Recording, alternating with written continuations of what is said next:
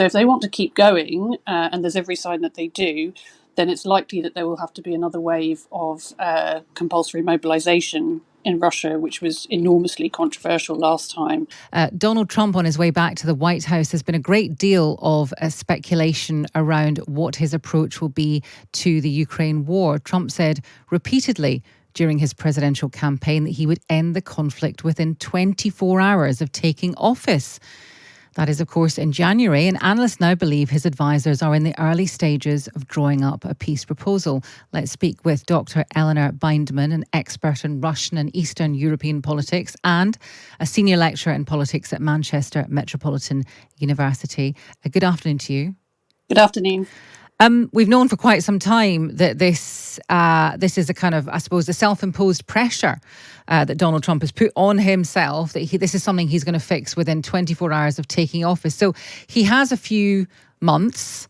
What do you think his officials will be weighing up at this point? Who has to give up what?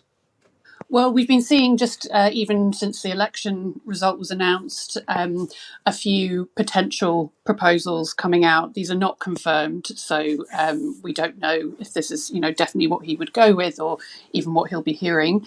But what this is suggesting is that the US would put pressure on both Ukraine and Russia to agree a deal which would involve Ukraine giving up any hope of NATO membership for at least 20 years.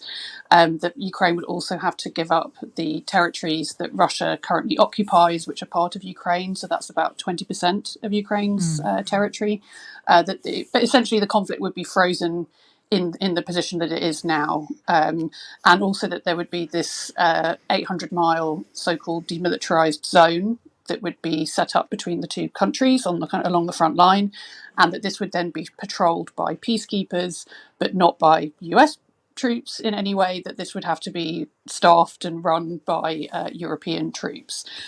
So none of this seems particularly realistic, it has to be said, but it may potentially be along the lines of what they will propose. But what does Russia lose out on then, if they're going to keep the bits they're already kind of in control of, and they're going to gain Ukraine giving up on NATO membership? What do they lose? Well, they'd lose a lot, because that's not all that they want. So they want much greater political control over Ukraine. So what they've taken so far in no way satisfies their demands against Ukraine. So at the moment, Ukraine has, quite a huge amount of public support for its current government and for its current stance on the conflict. Russia does not want that government to remain in place. They want a pro-Russian government to be in power in Kiev. They want Kiev to surrender all sorts of things, not just NATO membership, but also its own sovereignty, its military, and all sorts of other things. So this doesn't actually give them everything that they want. And also, I think because they've made some limited progress on the front line in the last few months, that they may feel that they will just keep going as they are and sort of take their chances and try and get more, rather than agreeing to the status quo. And what do you think Vladimir Putin's reaction to, he's known this has been coming for a while. He's talked about Donald Trump being a courageous man. What do you think his kind of likely approach, reaction to any kind of hypothetical deal at this point might be? Well, I think he said relatively consistently, in a very superficial fashion, that he's open to talks, that he's willing to discuss peace and so on. But it's very clear that this is peace on his terms and his terms alone. I mean, it's not about him negotiating with Ukraine or giving anything up. His demands are what we would call maximalist. He wants everything, and he wants it, as and when he can get it. So I don't think that he's a particularly kind of sympathetic, kind of audience for this kind of plan. Certainly, he feels that Trump is more amenable to his aims than the Biden-Harris administration was, although they also made significant mistakes in terms of how they approached this issue.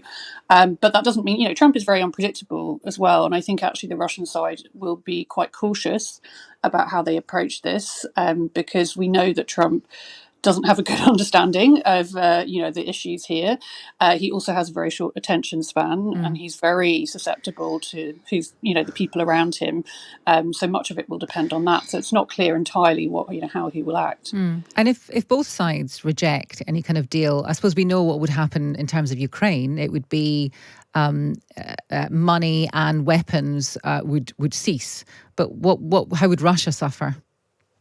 Well, the issue at the moment is that Russia, although it has been making some limited gains on the front line, first of all, it's taken them a very long time, and it's also cost them a huge amount of not just money but also troops, in terms of the number of Russian troops that have been killed and severely injured. And so, if they want to keep going, and there's every sign that they do, then it's likely that there will have to be another wave of compulsory mobilisation in Russia, which was enormously controversial last time. So that's a very big and difficult political issue for Putin and his administration. There's also the cost, longer term, the cost of the war to the Russian economy, which is very considerable.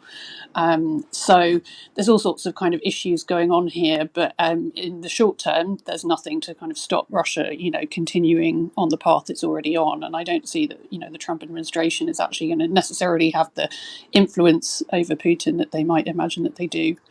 Just very, very briefly, how likely do you think it is that Donald Trump will end the conflict within 24 hours of taking office? There's absolutely zero possibility of anything, approaching. I don't think he's going to do it in 24 hours. I don't think he personally would be able to do it in 24 years. It's just, he says these things, but, none of it's true. All right. If he does, Eleanor, we'll have to get you back on. I hope you don't mind. Absolutely. I will look very silly if he does. Well, I mean, if we can bring an end to that conflict, I'm sure that will be a good thing. Eleanor, thank you very much. That's Dr Eleanor Bindman. She's an expert in Russian and Eastern European politics and a senior lecturer in politics at Manchester Metropolitan University.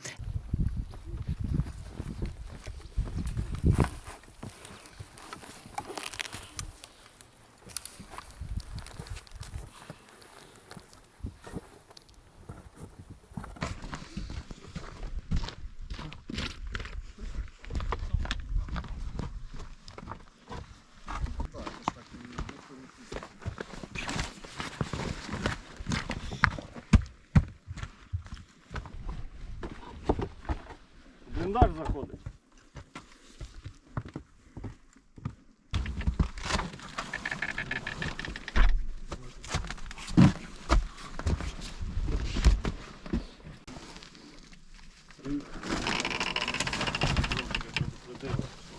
Троє лізли.